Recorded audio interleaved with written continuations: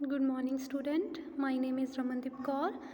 आज हम हमारा जो सब्जेक्ट है कंपनी लॉ, उसका फर्स्ट टॉपिक करेंगे meaning and nature of a company. Right, तो फर्स्ट ऑफ ऑल हम देखते हैं कि कंपनी क्या है। कंपनी जो इंडिपेंडेंट इंडिया में जो कंपनीज एक्ट है वो सबसे पहले कब आया था? 1 अप्रैल 1956 में। ठीक है, तो इंटरनेशनल और नेशनल फाइनेंशियल इन्वायरमेंट और ग्रोथ, अपनी इकोनॉमी की ग्रोथ के लिए गवर्नमेंट ने क्या डिसाइड किया कि वो जो कंपनीज एक्ट 1956 है उसको रीपील करेंगे, मीन्स दोबारा से रिप्लेस्ड करेंगे। ठीक है, तो इसके लिए 57 ईयर ओल्ड एक्ट जो था हमारा कंपनीज एक्ट 1956 वो अब रिप्लेस्ड हो गया। उसको हम अब क्या बोलते हैं? Companies act 2013।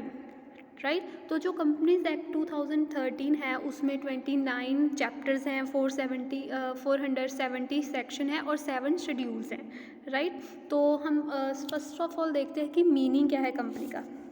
सिंपल टर्म्स में कंपनी क्या है कि कंपनी एक ग्रुप है और एसोसिएशन है पर्सन की, जहाँ पर क्या है कि वो अपना बिजनेस कैरी करते हैं कि किस चीज़ के लिए कोई भी इंसान है जो किस चीज़ के लिए बिजनेस स्टार्ट करता है कि वो अर्न करे प्रॉफिट।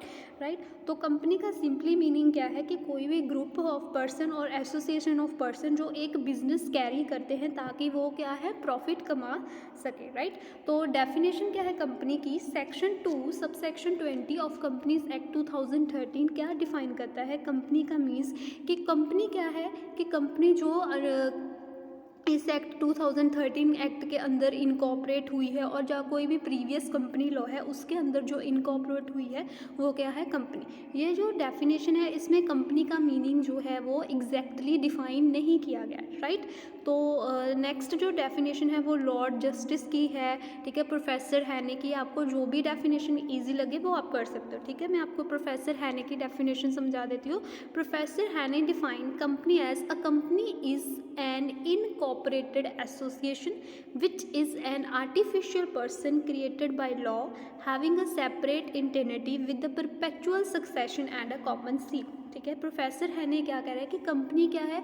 जो कि एक इनकॉर्पोरेटेड एसोसिएशन है जिसमें जो आर्टिफिशियल पर्सन होता है जो कि लॉ के द्वारा क्रिएट किया जाता है और एक सेपरेट एंटिटी वो अपने ओनर से डिफरेंट होती है कंपनी। और परपेचुअल सक्सेशन मीन्स के लिए कंपनी जो है वो कभी बंद नहीं होती, चलती रहती है और एक कॉमन सील होती है। राइट, तो ये जो इसकी डेफिनेशन है इसी में से इसके फीचर्स निकल आएंगे। ठीक है, कंपनी के।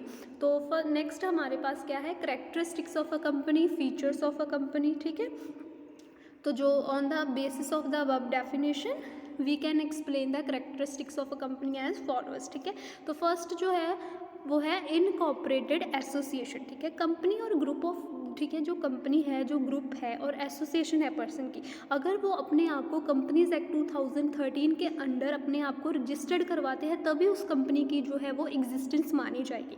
ठीक है, तो कंपनी की लाइफ कब स्टार्ट होती है? जब उसको सर्टिफिकेट ऑफ इनकॉर्पोरेशन जो है वो मिल जाता है, तभी से उसकी लाइफ जो है वो स्टार्ट होती है। राइट, तो जो डेट मैंशन हुई होती है उस सर्टिफिकेट पर, तो उसी से हम मानते हैं कि कंपनी इस टाइम पर जो है एग्जिस्टेंस में आई और उस दिन से वो अपने ऑपरेशंस जो है वो कैरी कर सकती है। ठीक है, अगर कंपनी, ठीक है, अगर कहीं किसी भी एसोसिएशन में, ठीक है, किसी भी जगह के 50 से ज़्यादा मेंबर्स हैं, 50 से ज़्यादा मेंबर है, तो उनको क्या है कि कंपल्सरी है कि उन्होंने रजिस्टर्ड करवाना है। अगर वो रजिस्टर्ड नहीं करवाते तो वो एक इलीगल एसोसिएशन मानी जाएगी अंडर सेक्शन 46A के अकॉर्डिंग। ठीक है, सेकेंड पॉइंट हमारे पास क्या है? Artificial legal person.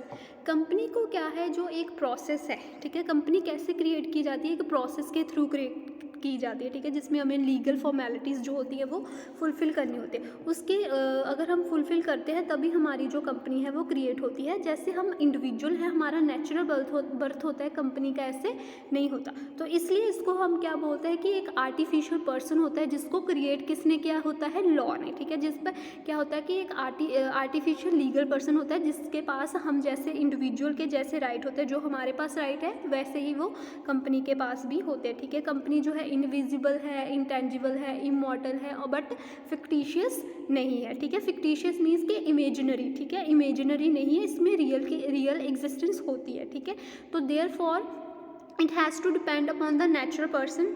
ठीक है जी, जो कंपनी होती है उसको क्या है कि नेचुरल पर्सन्स पर डिपेंड होना पड़ता है, जैसे कि डायरेक्टर हो गए, ऑफिसर, शेयर होल्डर्स। ठीक है, इनके ऊपर क्या है डिपेंड होना पड़ता है, ठीक है। A company can do anything which any natural person can do except that it can not appear in its own person in court, can not be sent to jail, nor can it marry और divorce, ठीक है। कि क्या बोल रहे हैं कि company जो है वो कुछ भी कर सकती है जैसे कि एक नेचुरल पर्सन करता है, बट क्या नहीं कर सकती कि वो अपने आप को कोर्ट में नहीं प्रेजेंट कर सकती, ठीक है। अपने आपको जेल में नहीं सेंड की जा सकती, ना ये मैरी होती है, ना इसको डिवोर्स दिया जाता है, right. Third point is separate legal इंटेनिटी।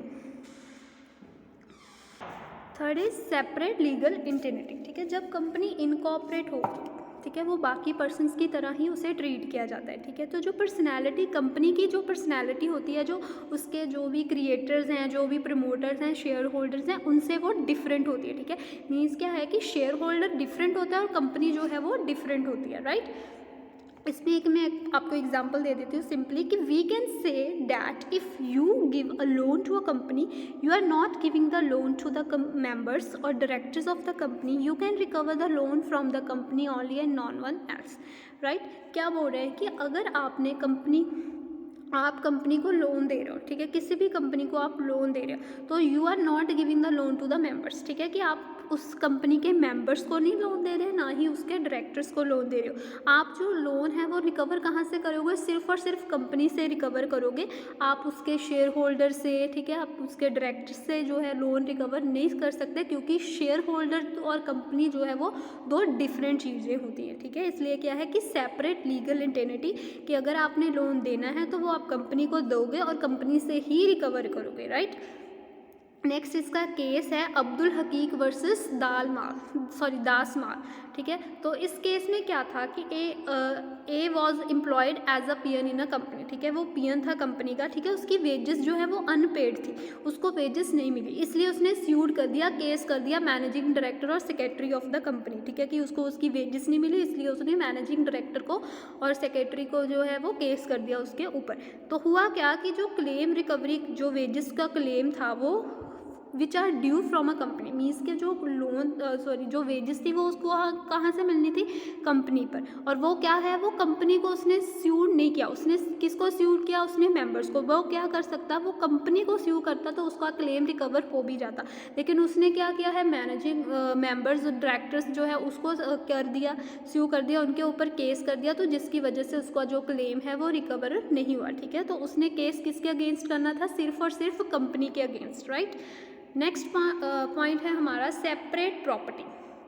Company एक लीगल पर्सन होता है, ठीक है, वो अपने लिए प्रॉपर्टी जो है वो ओन भी कर सकता है, अपनी प्रॉपर्टी जो है वो डिस्पोज भी कर सकता है, अपने नाम पर वो प्रॉपर्टी खरीद सकता है, ठीक है। तो जो भी कैपिटल और एसेट जो है वो शेयर होल्डर कॉन्ट्रीब्यूट करते हैं, तो कंपनी जो है उसकी क्या बन जाती है? ओनर।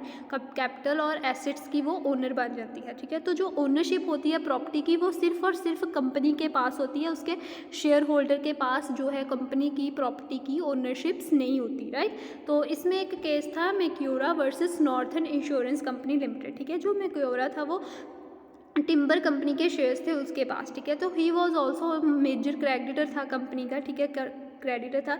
तो उसने क्या किया कि एम ने जो है अपनी कंपनी का जो टिम्बर है अपने नाम पर इंश्योर्ड किया, इंश्योरेंस कंपनी से उसने अपने आप पर टिम्बर जो है अपने नाम पर ले लिया, ठीक है, इंश्योर करवा लिया, इंश्योरेंस उसने अपने नाम पर करवा लिया। तो जो टिम्बर है वो फायर में लॉस्ट हो गया, राइट, कि जो टिम्बर है उसको फायर में उसका लॉस्ट हो गया। तो जो जो फिर मैक्यूरा था उसने क्लेम किया फायर इंश्योरेंस कंपनसेशन की, बट जो इंश्योरेंस कंपनी है वो लाइबल नहीं है कि वो उसको इंश्योरेंस अमाउंट वो उसको पे करे, क्योंकि शेयर होल्डर के पास कोई राइट ही नहीं होता कि वो कंपनी की प्रॉपर्टी को अपने नाम पर ओन करे, ठीक है। तो शेयर होल्डर जो इंश्योरेंस कॉरपोरेशन थी उन्होंने उनका जो क्लेम है वो देने से मना कर दिया कि उनको कोई भी कंपनसेशन नहीं मिलेगी, क्योंकि उसने क्या था, टिम्बर जो है वो शेयर होल्डर ने अपने नाम पर किया था। अगर वो टिम्बर जो है वो कंपनी के नाम पर इंश्योरेंस हुई होती उसकी, तो वो उसको क्लेम उसका मिल जाता, बट उसने क्या अपने नाम पर कर लिया, इसलिए उसको उसका क्लेम जो है वो रिसीव नहीं हुआ, राइट। सो स्टूडेंट आज के लिए इतने ही पॉइंट काफ़ी है, ठीक है। आप इनको अच्छे से रिवाइज़ कर लेना, अगर आपको कोई भी केस समझ नहीं आएगा तो आप मेरे से पूछ लेना, ठीक है। Thank you class.